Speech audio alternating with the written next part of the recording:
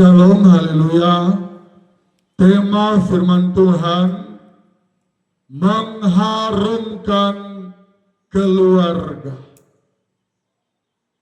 Temanya mengharumkan keluarga. Saudara, kita tentunya mendengar firman Tuhan. Nama baik lebih berharga, kitab Amsal berkata, daripada kekayaan, daripada emas dan perak. Dan ada satu pemuda yang mengharumkan keluarganya di saat papanya ditolak oleh Tuhan, di saat papanya menyakiti hati Tuhan, di saat papanya tidak dengar-dengaran dengan Tuhan, di saat papanya menyakiti gembalanya, muncul satu pemuda yang tidak menyakiti hati Tuhan. Dia menghibur Tuhan. Luar biasa pemuda ini. Luar biasa. Mari kita lihat pemuda ini bernama 1 Samuel pasal 18 ayat yang pertama. Lai memberikan perikop Daud dan Yonatan. Daud dan Yonatan. Ayat yang pertama. Ketika Daud habis berbicara dengan Saul, berpadulah jiwa Yonatan dengan jiwa Daud, dan Yonatan mengasihi dia seperti jiwanya sendiri.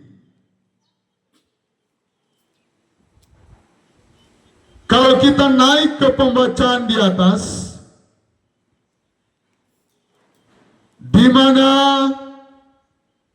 Saul sampai dia mati, dia tetap membenci Daud. Kalau kita mundur ke pasal yang ke-15, Lai memberikan perikop Saul ditolak sebagai raja. Ini sesuatu yang membanggakan. Buah jatuh tidak selamanya, pohon itu tidak selamanya sama dengan buah yang jatuh. Artinya, kelakuan negatif dari orang tua tidak selamanya turun kepada anaknya. Buah jatuh tidak jauh dari pohonnya. Itu peribahasanya.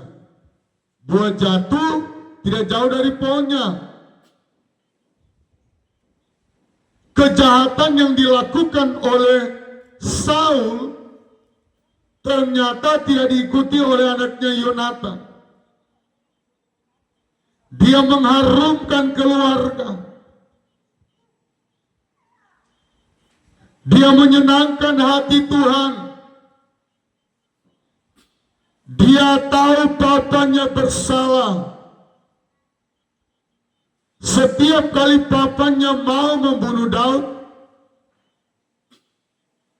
Yonatan berusaha memberitahukan, lari kamu Daud, bokap gua mau bunuh lu. Bokap gua udah marah banget sama lu. Dia memberitahukan rahasia-rahasia rancangan jahat untuk membunuh. Tetapi karena kita bisa mencatat satu tindakan yang luar biasa, mengharumkan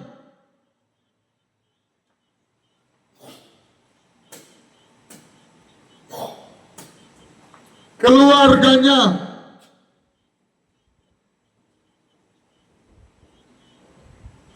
Jangan sampai mamanya perokok, pemadat, anak gadisnya ikut pemadat. Iya. Karena kalau bilang perokok bukan cuma bapak-bapak, bahkan ada ibu-ibu yang sudah pemadat, jago miras, sudah jago miras, jago main judi. Ini saya lihat di kampung saya, ya di Kecamatan Sonder. Saya waktu anak-anak saya lihat, ada ibu-ibu dia perokok, dia minum miras, cap tikus atau CT, jago judi lagi. Tetapi Yonatan tidak ikuti kelakuan buruk dari orang tuanya. Tidak semua orang tua berkelakuan baik dan patut dicontohi. Saya membaca ini, saya juga alami. Di kampung kami di Sonder, Desa Kauneran, papa kami tukang mabuk di kampung. Tiap bulan lah. Tiap bulan rasa-rasanya ada masalah. Papa kami suka cari gara-gara dengan orang lain karena sudah mabuk. Tetapi puji Tuhan, saya cuma satu kali rasa cap tikus CT di umur kelas 2 SMP, kelas 3 SMP. Selanjutnya saya sudah menyadari papa saya sempat dapat malaria tropika dan hampir jadi orang gila. Jadi waktu saya di SD, kelas 6 SD, papa saya masuk di rumah sakit jiwa, diikat. Saya sempat lihat, dan ada teman-teman saya yang tahu, teman SD, mereka bully saya. Weh, Fani punya papa orang gila, orang gila, orang gila. Dari situ saya terbayang-bayang, oh, karena papa saya pemabuk, saya tidak mau ikut mabuk. Jadi kalau orang tua jago main judi, togel, judi online, usahakan anak jangan ikut. Amin. Kalau boleh kita mengharumkan nama keluarga.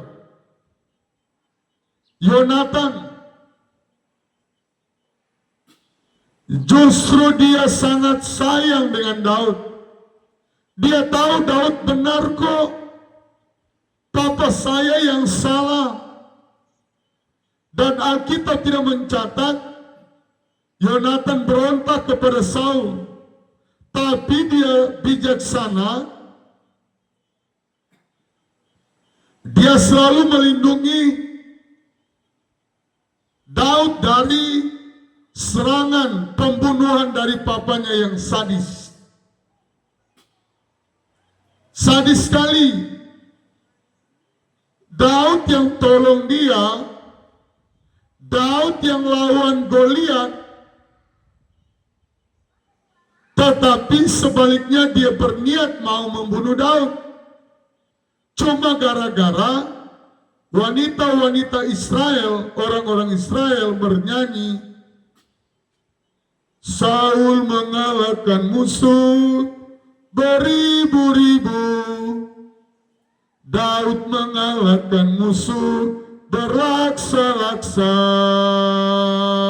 Wih, panas dia telinga. Ada yang panas. Ya. Ternyata dari sinilah Saul tersinggung. Masa saya cuma ribuan, Daud berjuta-juta,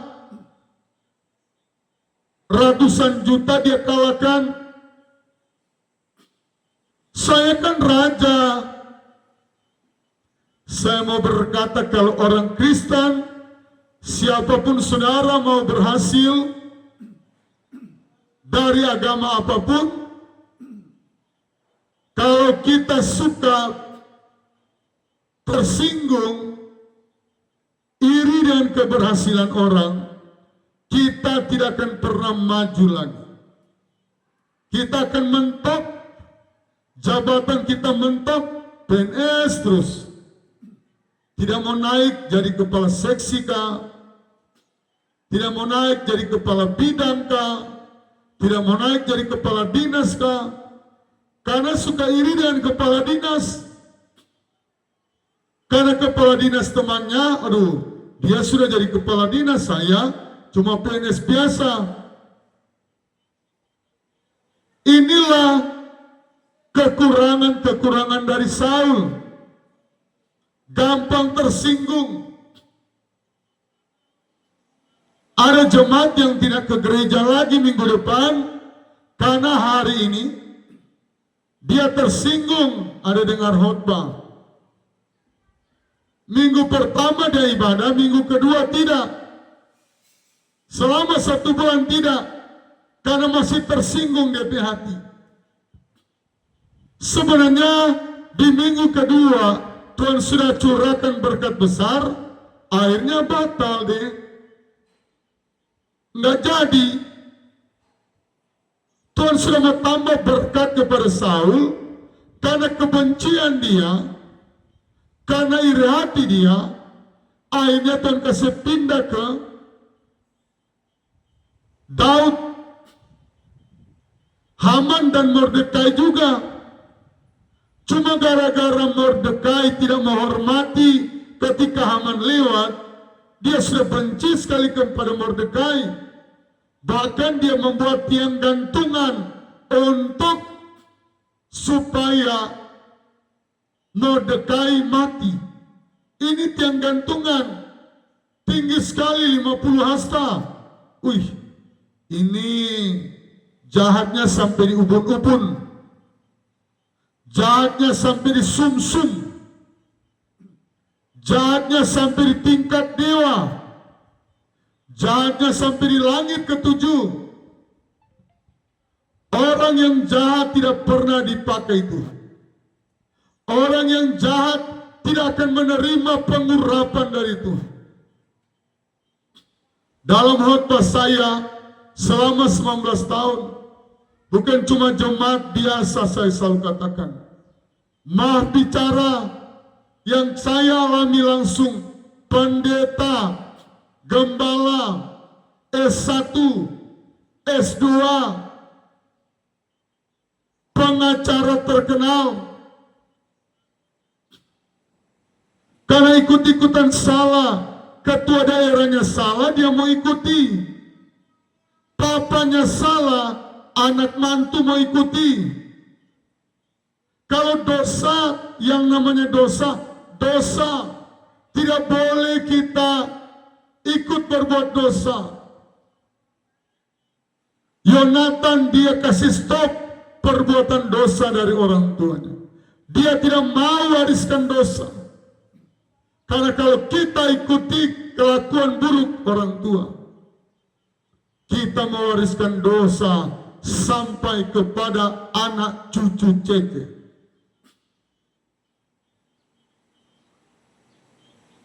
Ini sangat fatal. Yonatan dia luar biasa. Ketika ayat 1 Samuel pasal 18 ayat yang pertama, baru perikopnya saja Daud dan Yonatan. Banyak orang tua menamakan Yonatan berbahagialah.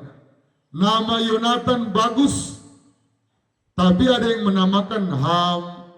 Ya, saya percaya itu terjadi di masa lampau.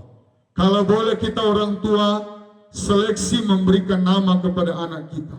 Bagi ibu-ibu yang sementara mengandung, baca baik-baik dulu Alkitab, pelajari, jangan kasih nama Ham. Nama Marta juga tidak baik, karena Marta hanya sibuk di dapur, Maria yang melayani Tuhan Yesus. Ya, ini contoh-contoh.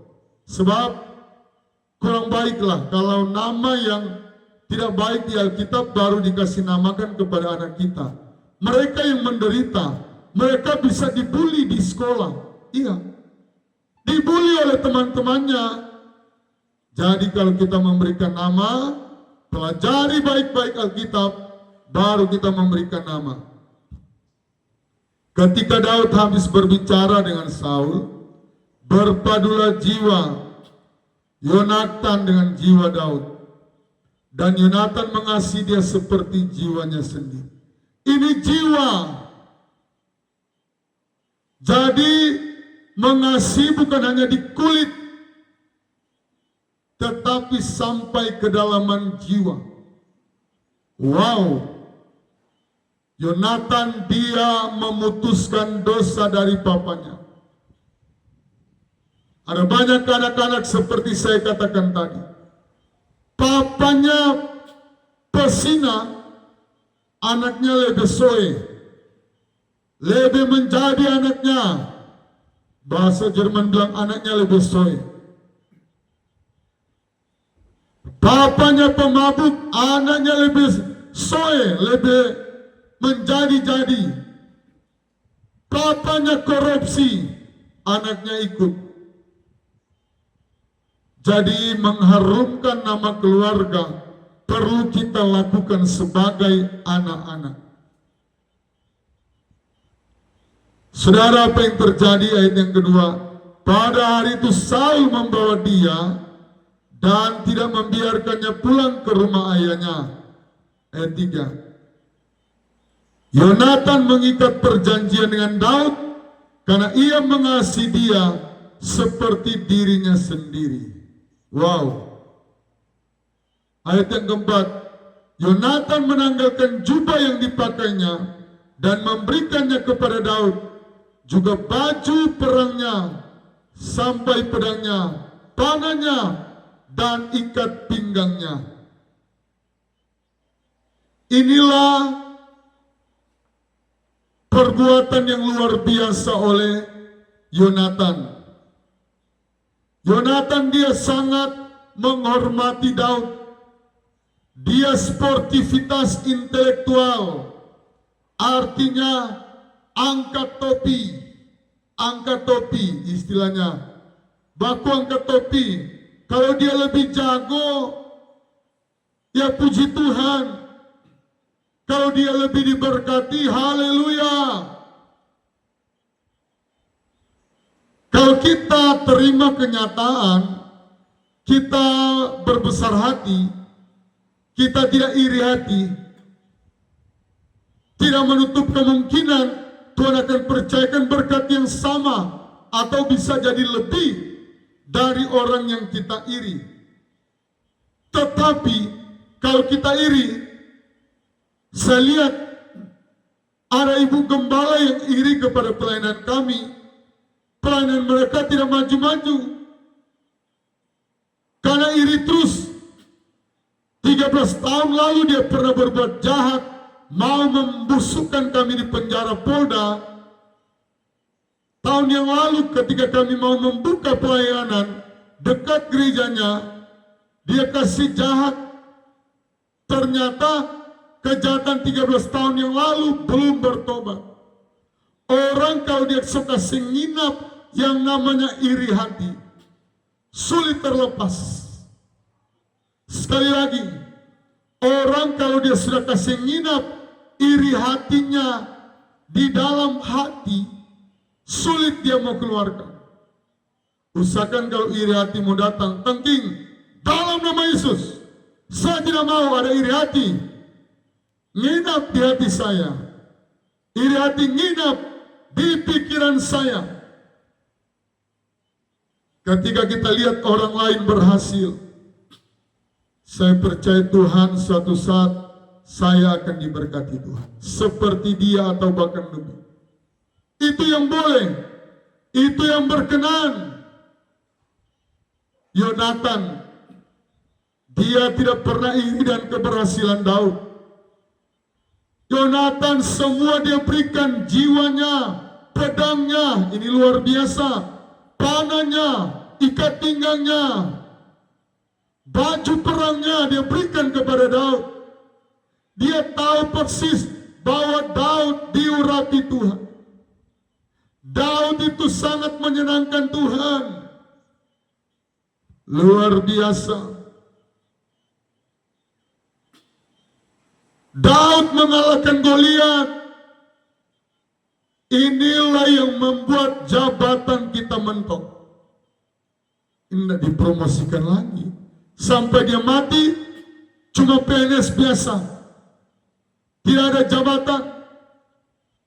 Tetapi kalau kita menghargai pemakaian Tuhan bagi orang lain, jabatan yang lebih tinggi dari kita, saya percaya suatu saat Tuhan bisa angkat kita sama, bahkan lebih. Paling kurang BBT, beda-beda tipis. Ya. 11-12, dia 12, kita 11. Tetapi kalau kita marah, benci, iri, tidak suka, tidak senang, berkat akan menjauh dalam kehidupanmu. Berkat tidak akan pernah datang kepadamu karena kita suka iri hati.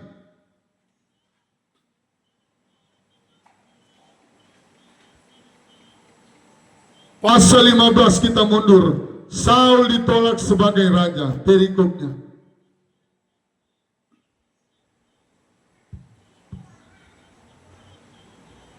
Saul menyakiti hati gembalanya Samuel yang melantik dia, yang mengurapi dia, disuruh tumpas semua orang Amalek yang gemuk-gemuk.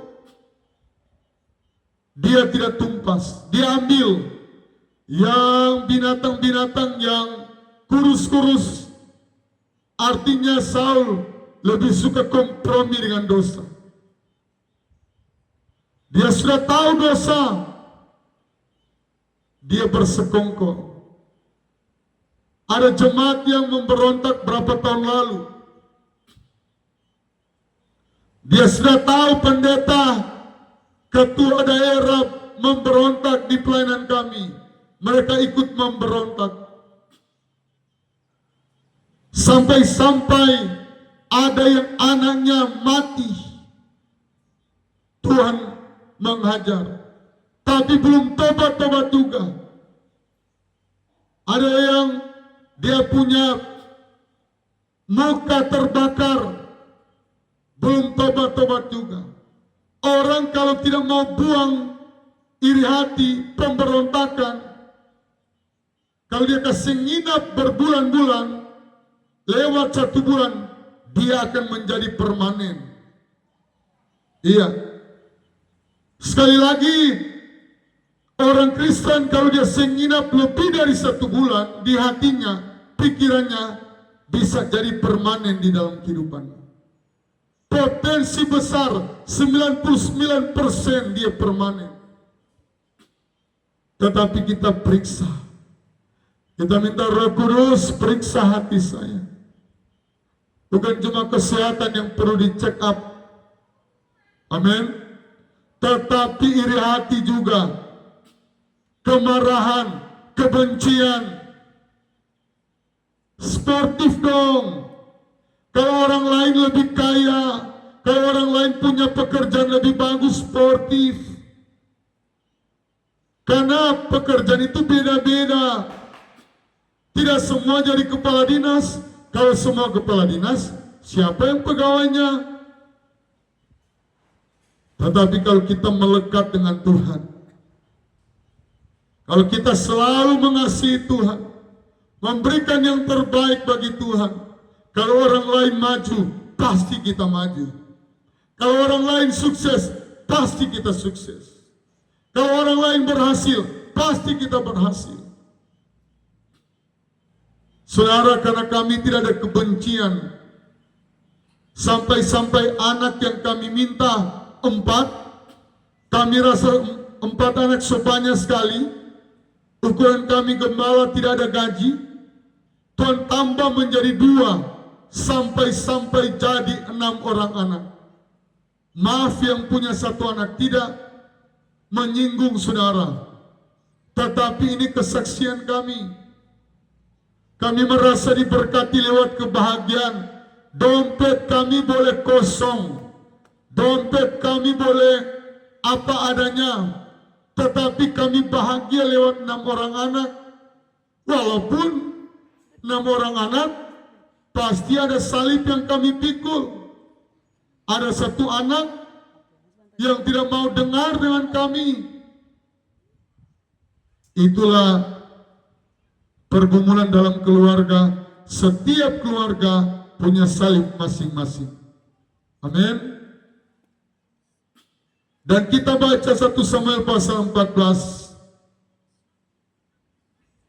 Lembaga Alkitab Indonesia memberikan perikop kepahlawanan Yonatan. Ternyata Yonatan menjadi pahlawan di Israel. Tuhan promosikan dia luar biasa.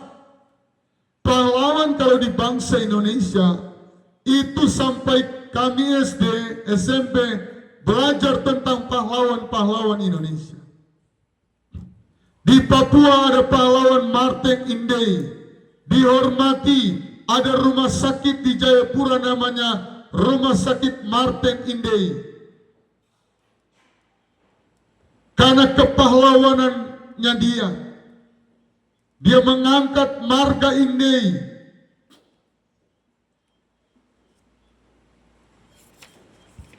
Saudara yang Tuhan Yesus kasihi,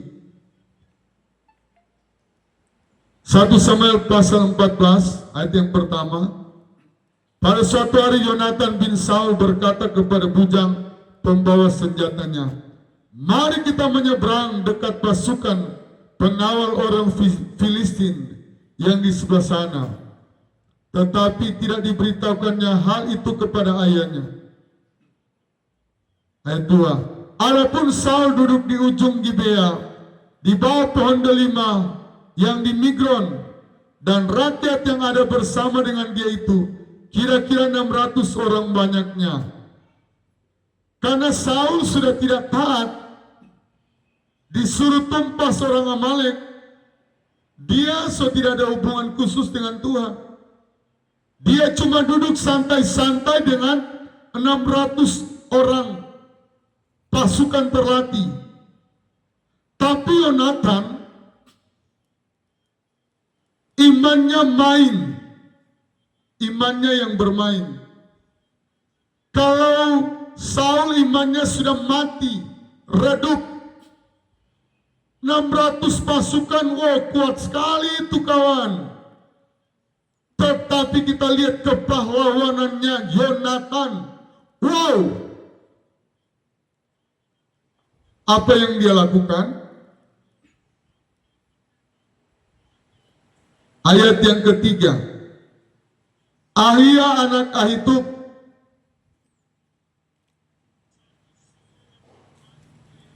saudara Ikabod anak Pinehas anak Eli imam Tuhan di Shilo. Dialah yang memakai baju efod pada waktu itu. Tetapi rakyat tidak tahu tentang perginya Yonatan itu. Tempat di antara pelintasan-pelintasan bukit yang dicoba Yonatan menyeberanglah ke arah pasukan pengawal orang Filistin. Ada ujung bukit batu di sebelah sini dan ujung bukit batu di sebelah sana. Yang satu bernama Boses, yang lain bernama Sene. Ayat 5. Ujung yang satu berdiri di sebelah utara di tentangan Miklas, yang lain di sebelah selatan di tentangan Geba. Ayat 6.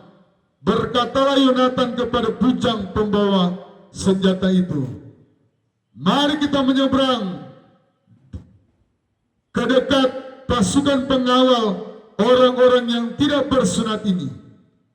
Mungkin Tuhan akan bertindak untuk kita, sebab bagi Tuhan tidak sukar untuk menolong, baik dengan banyak orang maupun dengan sedikit orang."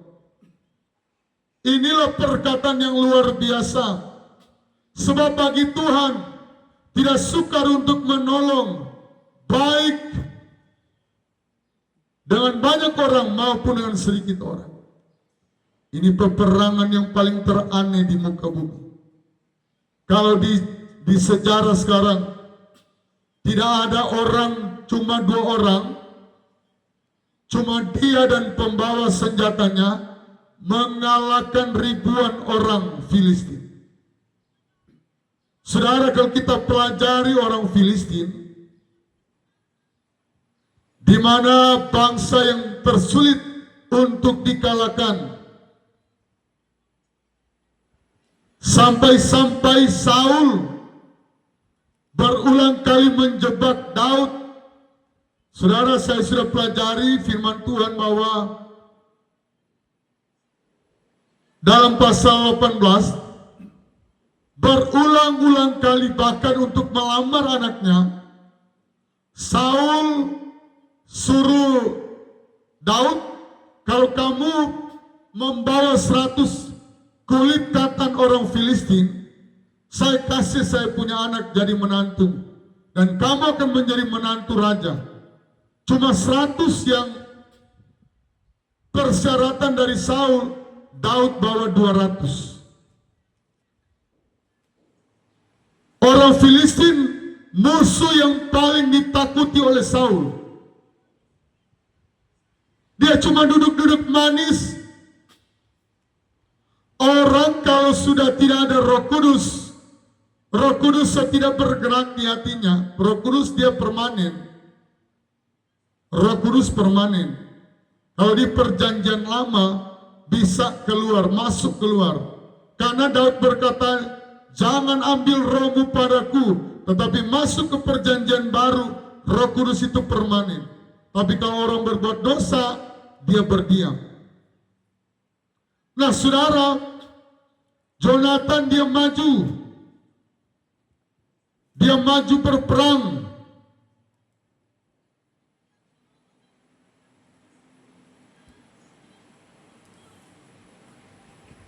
Sebab bagi Tuhan tidak sukar untuk menolong dengan banyak orang maupun dengan sedikit orang. Cuma 2 orang saja.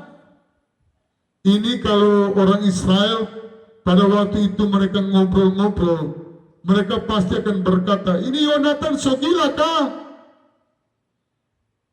Bangsa Filistin ini bukan bangsa yang biasa. Sampai muncul ada Goliat di sana dari Filistin. Kalau kita baca lawan terberat bangsa Israel, sesungguhnya orang Filistin yang terberat. Berulang-ulang kali pasal 18,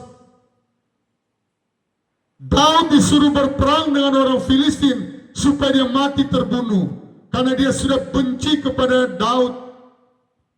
Sepanas hati, tersinggung dia. Perempuan-perempuan Israel menyanyi, Saul hanya beribu-ribu mengalahkan musuh, tetapi Daud berlaksa-laksa. Weh, dong bikin lagu, tambah marah dia. Dan apa yang terjadi? Saudara, ini sesuatu hal yang spektakuler. Yonatan dan bujangnya maju. Ayat 7. Lalu jawab pembawa senjata itu kepadanya, lakukanlah niat hatimu itu, sungguh aku sepakat. Saudara, mari kita menjadi anak yang kreatif tanpa disuruh orang tua, anak yang mandiri tanpa disupport. Ada banyak anak karena dia sudah terbiasa manja, mentalnya manja, orang tua juga memanjakan. Sorry ya, orang tua juga harus latih, jangan pernah memanjakan anak. Anak semakin mandiri, semakin gampang dia berhasil. Sekali lagi, anak kalau kita didik dan ajari dia mandiri, semakin cepat berhasil. Ada banyak anak-anak orang kaya yang dimanjain, lengkap dengan pembantu-pembantu rumah tangga, justru gagal berumah tangga. Kenapa? tidak dilatih kemandiriannya, tidak dilatih mental pejuangnya. Jonathan dia tidak bergantung kepada papanya, padahal papanya dengan 600 orang. Jonathan dia punya iman kepada Tuhan, iman yang tidak tertandingi, yang mengalahkan orang Filistin. Pertama imannya. Ketika kita dihadapkan dengan orang Filistin itu berbicara pergumulan terberat kita, sakit penyakit yang mungkin kita alami. Tengah malam kita tidak bisa tidur, banyak kali mau tidur malam tidak bisa tidur. Mari kita berkata, Tuhan yang saya sembah, Dia adalah Yehova Rafa, Allah yang menyembuhkan. Dia adalah Allah Yehova Jireh, Allah yang mengadakan dari yang tidak ada menjadi ada. Di masa yang sukar Alkitab mencatat, tahun 2025 sudah kelihatan sekali. Di Cina, robot-robot yang bekerja tidak pakai lagi tenaga manusia untuk membuat mobil. Pergerakan robot semakin di depan. Bersyukur Indonesia masih, ya belum ada mungkin. Tetapi kalau Indonesia sudah menerapkan robot-robot, PHK terbesar akan terjadi. Baru Sanken, Yamaha, Sritex yang kita lihat. Tetapi kalau robot diterapkan di Indonesia, hancur betul tenaga kerja yang ada. Nah saudara yang Tuhan Yesus kasihi, Yonatan dia maju berperang, dan ini bujangnya juga memang mental baja, tidak takut mati. Dia berkata ayat 7, lalu jawab pembawa senjata itu kepadanya, lakukanlah niat hatimu, sungguh aku sepakat. Keluarga muda yang baru mau membuka usaha, suami istri harus berkata, mari kita bersepakat. Anak dan orang tua ketika ada pergumulan kerjasama dan kita berkata kita sepakat. Kita support orang tua kita. Ketika orang tua lemah, Pa, Ma, saya yakin Tuhan akan menolong usaha kita. Saya yakin Pak, usaha kita tidak selamanya dia menurun. Mari jadi anak-anak yang mengharumkan keluarga. Bahkan bukan cuma mengharumkan, Yonatan tercatat menjadi pahlawannya Israel. Luar biasa Yonatan.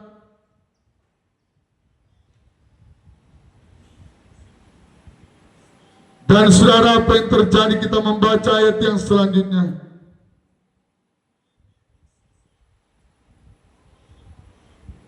Ayat yang ke-16 dari pasal 14. Ketika peninjau-peninjau Saul di Gibea Benyamin melihat hal itu, sesungguhnya orang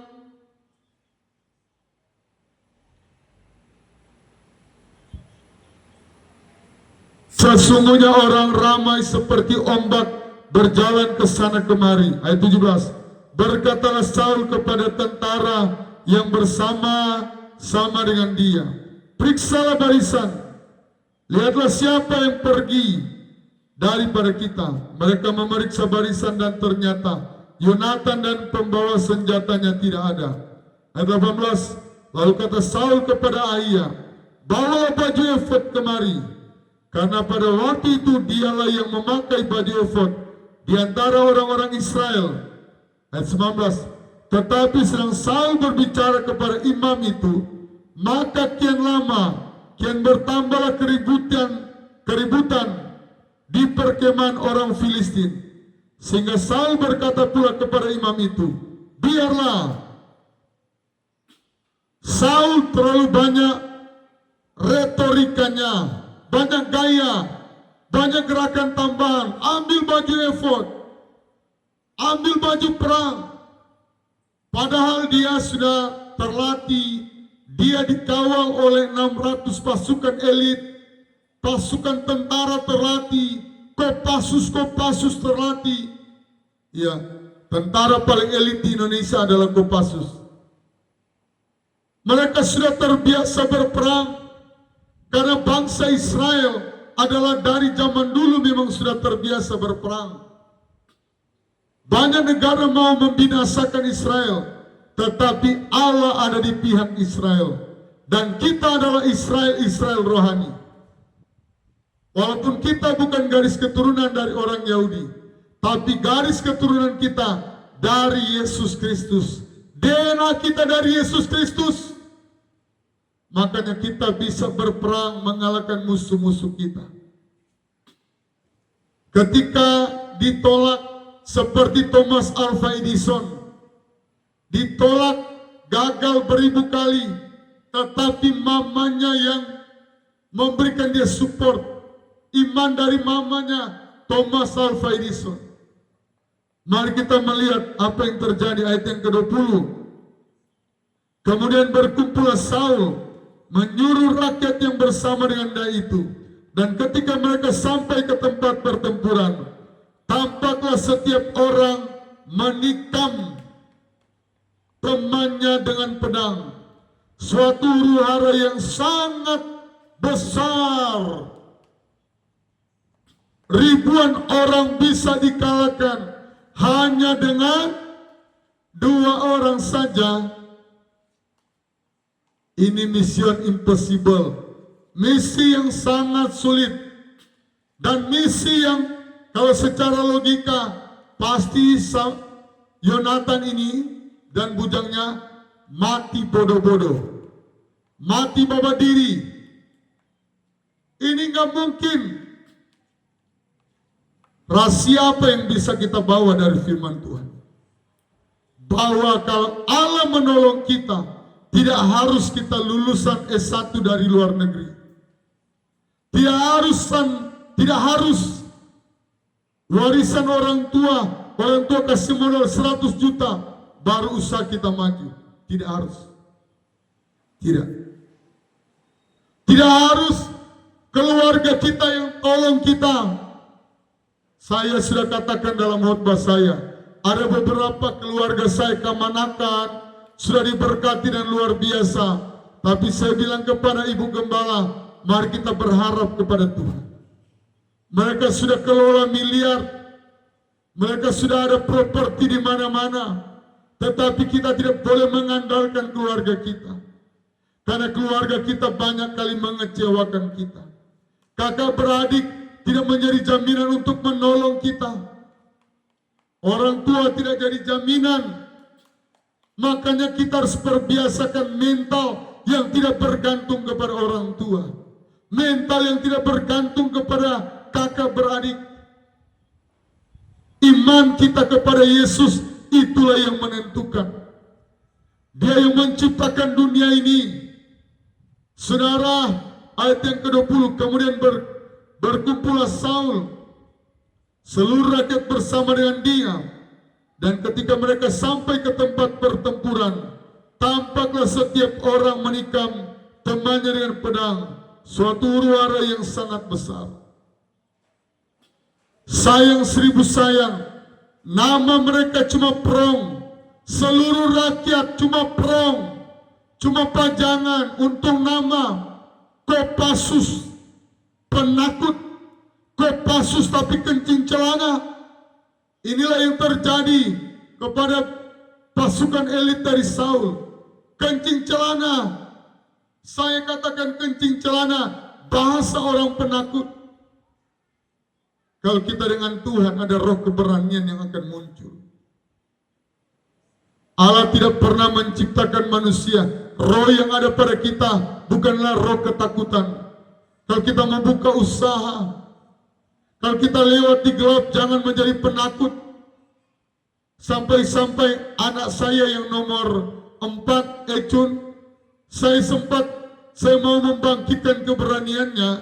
Saya berkata, Ecun, Papa sudah siapkan rok.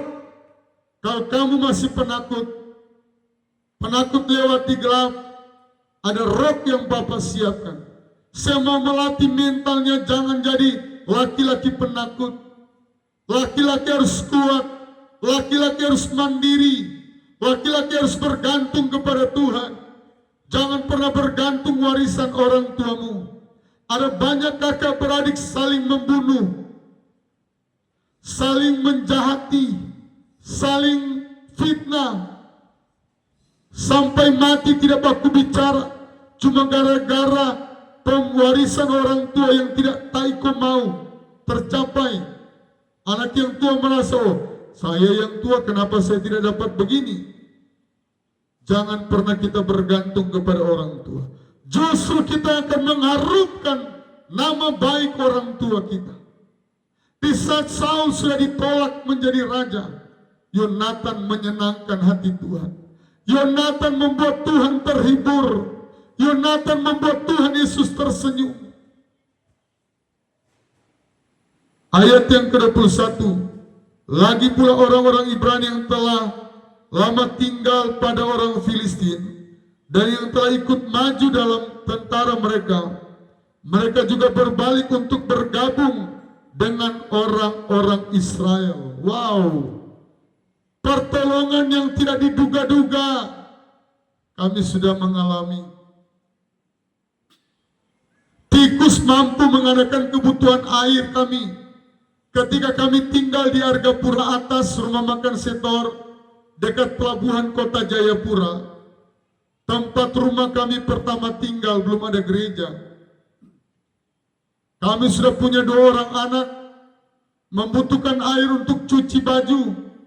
Di Argapura Atas dari dulu sampai hari ini, terkenal PAM tidak bisa masuk dan airnya kurang. Kami tidak ada air untuk mencuci. Setiap kali kami mau cuci di bawah, kami tinggal di lantai 2, lantai atas. Tuan rumah marah, karena rumah makan Setor ramai sekali. Rumah makan Toraja, Selera Toraja, Setor, pada tahun 2006 terkenal sekali. Bahkan Kapolda, mantan Kapolda Papua, Bapak Paulus Waterpau, sering makan di rumah makan ini. Enak sekali. Jadi airnya sulit. Mereka buat talang, semua rumah mereka masuk di bak yang besar sekali, yang muat berapa ribu liter. Tiba-tiba Tuhan gigit selang yang besar yang mereka buat talang dari lantai 2 itu. Setengah mengalir kepada kami, setengah mengalir ke bawah, jadi tidak ketahuan. Ini yang namanya tikus paling bijaksana di dunia. Dia gigit cuma setengah selangnya. Jadi selangnya setengah mengalir di kamar mandi kami bagian atas, dan setengahnya mengalir ke bawah. Jadi untuk tuan rumah ada air yang mengalir. Tuhan bisa pakai tikus mencukupkan kebutuhan air kami. Tuhan punya triliun cara untuk mengadakan kebutuhanmu. Kami tidak digaji. Kami melayani dari tidak ada jemaat. Tahun 2006, 19 tahun yang lalu. Sampai hari ini kami hidup. Kami punya 6 orang anak. Kami dapat menyekolahkan anak, walaupun belum semua yang kami sekolahkan. Tetapi bagaimana Tuhan Allah Yehova Jireh, Allah Yehova Jireh, ketika kami kekurangan makanan, ada kebutuhan apa yang kami tidak terpenuhi, saya selalu berkata, Allah saya, Allah Yehova Jireh. Mulut saya ini terbiasa mengatakan, Allah yang mengadakan dari yang tidak ada menjadi ada. Jadi orang Israel, ya saya baca lagi. Jadi ini cara Tuhan menolong. Lagi pula orang-orang Ibrani yang telah lama tinggal pada orang Filistin, dong berkhianat. Waktu dong lihat orang Filistin mau kalah, dong punya jiwa kesukuan, sama-sama orang Yahudi muncul. Mereka ikut bergabung. Ayat yang ke-22. Bahkan ketika semua orang Israel telah bersembunyi di pegunungan Efraim. Oh, cari muka. Yang penakut-penakut yang bersembunyi dong dengar. Oh, Israel so menang. Oh, dong keluar dari gunung, dong bergabung. Jadi tambah kuat bangsa Israel. Mendengar bahwa orang Filistin telah lari, orang-orang itu pun bergabung dengan mereka dalam pertempuran. Ayat terakhir, demikianlah Tuhan menyelamatkan orang Israel pada hari itu. Pertempuran itu meluas sampai lewat Bet Awen. Luar biasa Yonatan, luar biasa bujangnya. Saudara, kadangkala kita menolong pelayanan, menopang di gereja, tidak harus jadi WL, tidak harus jadi pembantu mimbar. Bujangnya ini tidak ditulis namanya, tetapi dia dengan tulus, dia bersepakat dengan Yonatan. Mari kita bersepakat menopang gereja kita. Mari kita bersepakat menopang pendeta kita. Jangan lihat kekurangan pendeta kita, tapi lihat ada Yesus yang bersama dengan pendeta kita. Walaupun ada kekurangan, mari kita yang benahi. Walaupun ada kekurangan, kita yang jaga keseimbangan itu. Walaupun Yonatan tahu Tuhan sudah undur, Tuhan sudah tolak papanya, tapi dia berusaha buat yang terbaik bagi Tuhan. Dia mau menyenangkan Tuhan. Dia mau tebus kejahatan papanya, keburukan papanya. Dan dia tidak pernah menceritakan kejelekan papanya. Salut, makanya banyak orang tua menamakan anaknya Yonatan. Inilah kebenaran firman Tuhan. Saudara yang setia like, yang setia komen, saudara adalah pahlawan-pahlawannya channel YouTube ini. Sekali lagi, saudara yang like, komen, subscribe, setia membagikan, share, tonton sampai habis. Saudara adalah pahlawan-pahlawan di akhir zaman. Pahlawan-pahlawan di tahun 2025 yang muncul karena Tuhan mencari pahlawan-pahlawan yang suka memajukan pelayanan. Mari kita berdoa. Terima kasih Tuhan, firman Tuhan sudah disampaikan. Biar firman Tuhan ini memberkati semua pemirsa, semua orang yang sudah mendengar. Kami mengharumkan nama keluarga kami. Kami tidak mau mencemarkan, kami tidak mau merusak nama keluarga kami. Sebab tidak ada orang yang mau mencemarkan nama baik. Tetapi kami menjadi pemuda-pemuda, pemudi-pemudi yang mengharumkan nama baik keluarga. Tuhan, tolong anak-anak kami Tuhan, supaya nama baik kami keluarga dipertahankan, dijaga, dilestarikan, sehingga orang boleh mengenal kami dengan nama baik, bukan nama yang buruk, nama yang menyakiti hati Tuhan.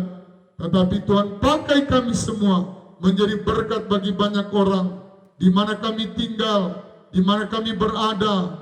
Tuhan, pakai kami Tuhan, entah kami ada di Makassar, ada di Aceh, ada di Kupang, ada di Bolomongondo, ada di Sangir, ada di Gorontalo, dimanapun kami berada.